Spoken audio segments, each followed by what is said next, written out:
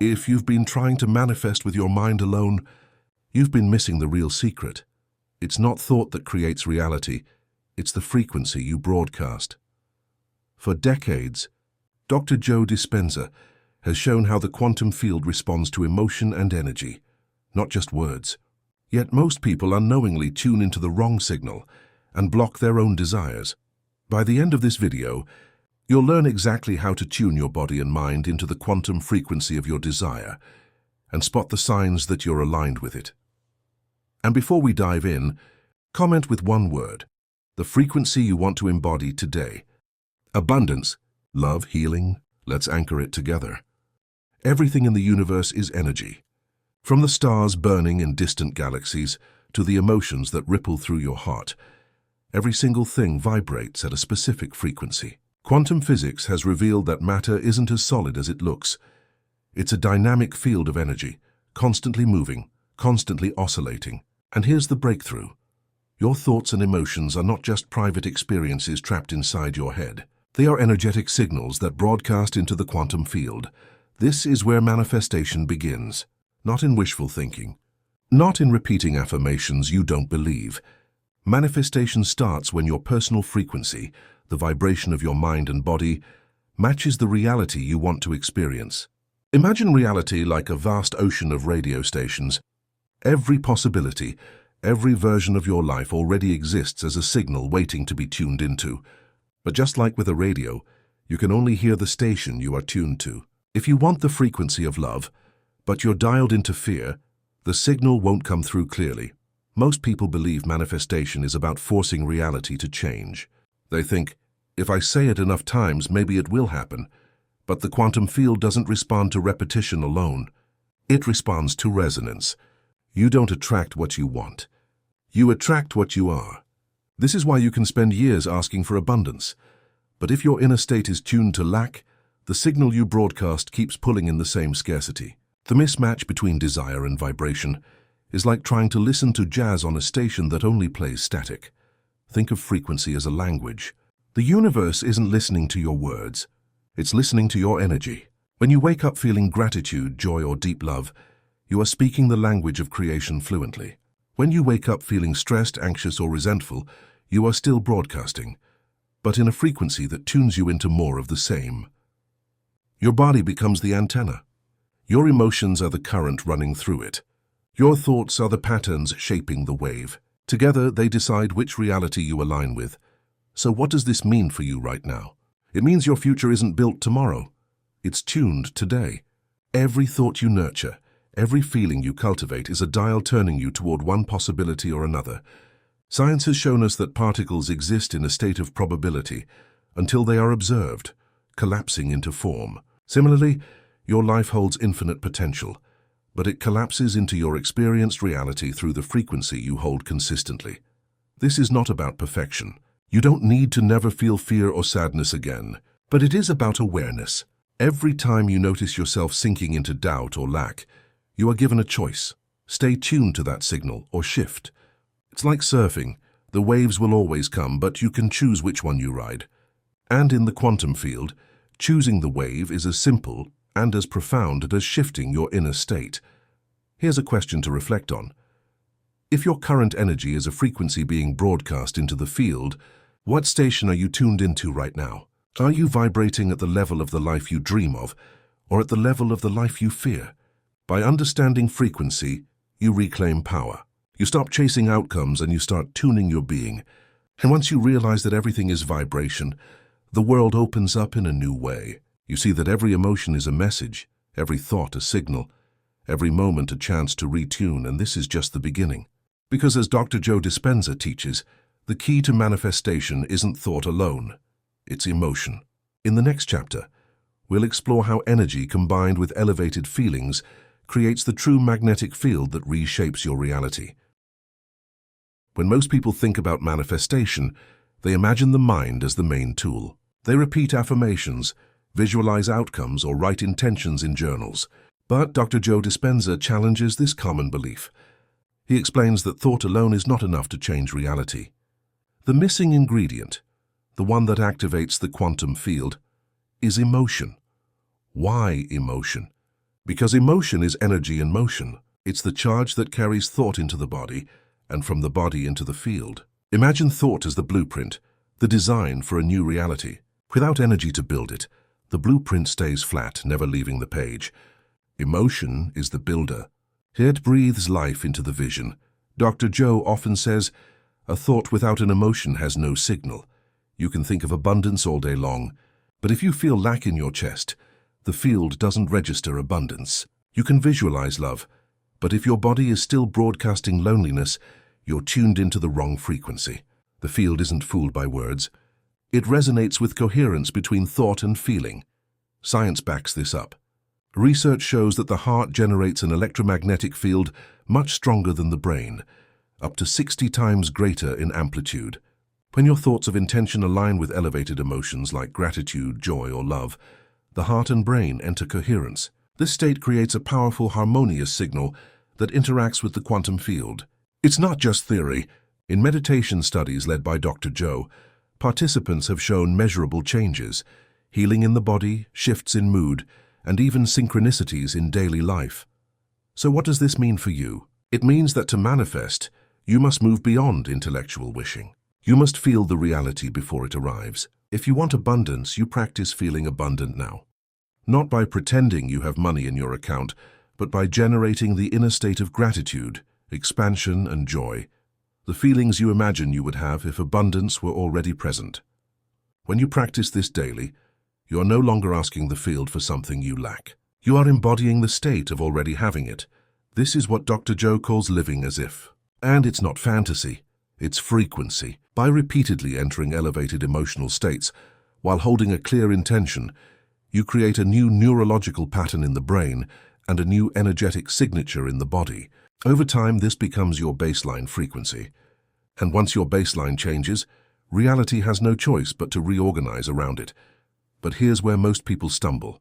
They may understand this concept intellectually, yet they try to skip the emotional part. They want the strategy without the surrender, the vision without the vulnerability of feeling. Why? Because feeling requires opening the heart. And for many, the heart has been guarded, closed off by years of pain, disappointment, or fear. It feels safer to stay in the mind, where things can be controlled.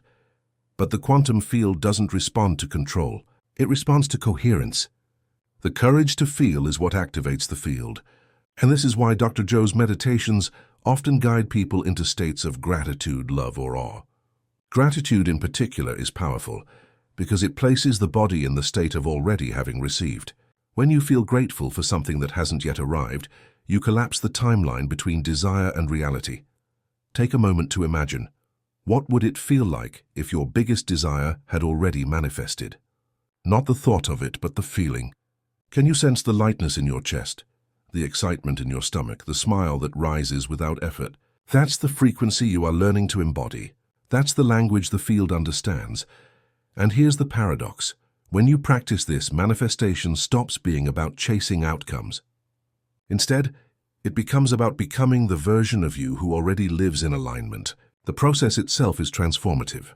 The outer reality is simply the reflection. As Dr. Joe teaches, the true practice of manifestation is not about forcing the future. It's about rehearsing a new state of being until it becomes natural. And once it's natural, life mirrors it back with precision. If this resonates, comment below with one elevated emotion you want to cultivate this week. Gratitude, joy, love, or awe. Let's anchor it together. If manifestation were as simple as thinking about what you want, everyone would already be living their dream life. But there's a hidden trap that explains why so many people struggle: misalignment. It happens when your mind is aiming in one direction, but your body is broadcasting a completely different signal. Imagine someone who says every day, "I am abundant." Their thoughts are focused on money, success, and freedom, but underneath their body is still living in the vibration of fear, stress, and lack. They wake up worrying about bills, feeling anxiety in their stomach, and carrying tension in their chest. On the surface, the mind is asking for abundance. But in the field, the body is tuned to scarcity. This contradiction is like trying to listen to a jazz station while your radio is still set to heavy static. No matter how much you repeat the words, the frequency doesn't change until the emotion shifts.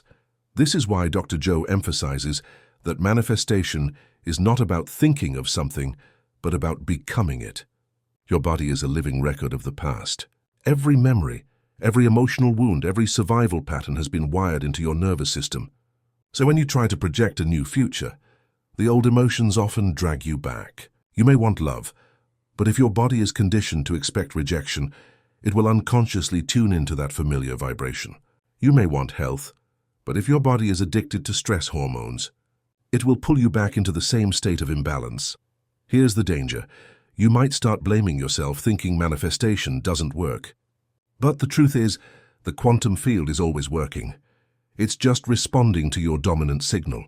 When your heart and mind are not aligned, the stronger vibration usually wins. And because emotions are more powerful than thoughts, the body's energy often overpowers the mind's intention.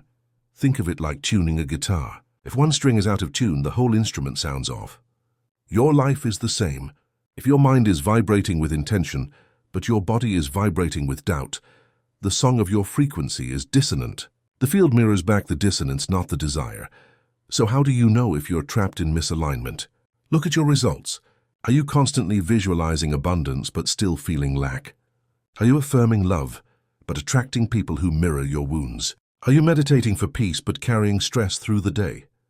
These are signs that your mind and body are playing different songs. The good news is, awareness itself is the first step to change. The moment you realize you're broadcasting mixed signals, you gain the power to shift. You stop forcing outcomes with your thoughts alone and begin to work at the level of energy. Dr. Joe calls this process reconditioning the body to a new mind. In other words, teaching your body to feel the future before it arrives, instead of reliving the past. Here's a simple metaphor. Imagine you're trying to tune into a radio station that plays your favorite music. If you're even a little bit off, the sound is fuzzy, but when you dial it in precisely, the music flows clearly. Misalignment is that fuzz. Alignment is the moment the station comes through in perfect clarity. So the practice becomes this. Whenever you notice the fuzz, the feelings of fear, doubt, or lack, don't judge yourself. Simply notice, breathe, and ask, what frequency am I tuned into right now? Then choose again. Maybe you shift by focusing on gratitude for something small. Maybe you recall a memory of love that warms your heart. Maybe you simply breathe until your body relaxes. These small adjustments retune your instrument, string by string, until your mind and body play in harmony. Here's the liberating truth. You don't have to wait for circumstances to change to feel different. In fact, waiting is the trap. If you say, I'll feel abundant once money comes, you're broadcasting lack. If you say, I'll feel loved once someone chooses me, you're broadcasting loneliness. The field responds to what you are now, not what you promised to be later. By catching the trap of misalignment, you reclaim your power. You stop being a victim of old emotional programs, and you start becoming the conductor of your own frequency. And once coherence between thought and emotion is restored, the field responds with precision. Up to this point, you've learned that manifestation is not about forcing the universe, but about tuning yourself. Thoughts set the direction, emotions provide the energy, and together they broadcast the signal that aligns with your desired reality. But how do you actually tune into that frequency, especially when life around you is noisy with stress, doubt, and distraction? Think of it like tuning an old radio. At first, there may be static, interruptions, and competing signals, but with patience, you slowly turn the dial until the station comes through with clarity. Your inner world works the same way. You don't flip a switch and suddenly live in perfect abundance or perfect love. You practice tuning moment by moment until coherence becomes natural. The first step is clarity. You must know what you want, not just in words but in feeling. If you say, I want abundance, ask yourself, what does abundance feel like in my body? Is it a sense of openness in your chest, a deep sigh of relief, or the joy of possibility? If you want love, ask, what does love feel like right now? Maybe it's warmth in your heart, softness in your breath, or the memory of a time you felt truly seen. The more specific the feeling, the easier it is to tune into it. The second step is rehearsal. This is where you deliberately practice embodying that state before it arrives. Dr. Joe often guides people into imagining their desired future as if it is already happening. Not by fantasizing, but by feeling it into the present moment. When you do this, you are teaching your body to believe the future has already come. And the field responds not to what you're waiting for, but to what you embody now. Let's try a simple practice together. Close your eyes if you can. Take a slow breath in and exhale fully. Now bring to mind one intention you have: abundance, love, health, or peace. Imagine that it has already arrived. Picture yourself in that reality. Notice the details, the colors, the sounds. Most importantly, feel it in your body. Let gratitude rise as if you are thanking life for already delivering it. Place your hand on your heart. Breathe again and let your body memorize this state. This short practice may seem simple, but here's the secret. Repetition rewires. Each time you tune into the frequency of your desire, you are carving new neural pathways in the brain and new emotional patterns in the body. Over time, the old frequency of lack, fear, or doubt loses its grip because your body learns a new baseline. But tuning in isn't just about meditation. It's about carrying the frequency into your day.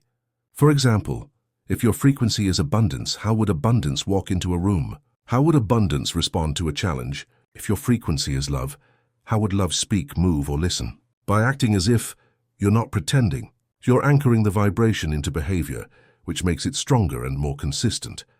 The challenge, of course, is that life will constantly test your frequency. You might meditate in the morning, feel elevated, and then face traffic, deadlines, or conflict. This is where the real work begins. Can you hold the signal when the outside world pulls you toward static? Can you pause, breathe, and retune instead of collapsing back into old patterns? Every test is an opportunity to refine your signal. Here's a powerful metaphor. Imagine you're learning to play a new instrument. At first it feels awkward and clumsy, but with daily practice, the music starts to flow. Frequency is no different. You are learning to play the instrument of your energy. And every time you tune into gratitude, love, or joy, you are strengthening the strings until they hold the vibration effortlessly. Remember, the quantum field doesn't deliver to you what you demand. It reflects who you are being. And the more consistently you tune into the frequency of your future, the faster that future collapses into form. How do you know when you're tuned into the right frequency? How can you be sure the signal you're broadcasting is reaching the quantum field clearly? The truth is, alignment leaves clues. The universe reflects back signs that confirm you're resonating with your desired state. Recognizing these signs not only strengthens your faith, but also helps you stay in alignment when doubt tries to creep in. The first sign is synchronicity. Synchronicities are those meaningful coincidences that seem too precise to be random. You think of someone and they suddenly call. You set an intention, and the next day you stumble across the exact book, podcast, or teacher that gives you the missing piece. In alignment, life stops feeling like a series of accidents and starts feeling like a dialogue. The field is responding, whispering, "Stay here. You're on the right frequency." The second sign is flow. Things begin to unfold with less resistance. It doesn't mean challenges disappear, but the struggle softens. Instead of forcing outcomes, opportunities seem to meet you halfway. You find yourself in the right place at the right time. Doors open, conversations lead somewhere unexpected, and solutions appear without strain. Flow is the natural rhythm of alignment, like catching a wave and being carried by its momentum. The third sign is elevated emotional states that last. You may start to notice that joy, gratitude, or peace linger longer than before. Even if circumstances aren't perfect, your baseline energy feels lighter, more resilient. When small problems arise, they don't shake you as much because your nervous system is no longer addicted to stress. This is a huge marker of progress. Your body is learning to live in the new frequency, not just visit it during meditation. The fourth sign is intuition sharpening. In alignment, your inner guidance becomes clearer. You sense which choices feel expansive and which feel constricting. You trust your gut without overthinking.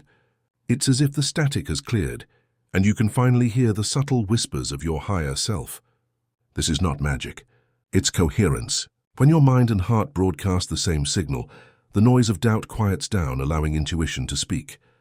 Another powerful sign is the shift in external relationships. People who no longer match your frequency may fade away, while new connections enter your life with ease. You attract conversations, partnerships, or communities that reflect your new state of being.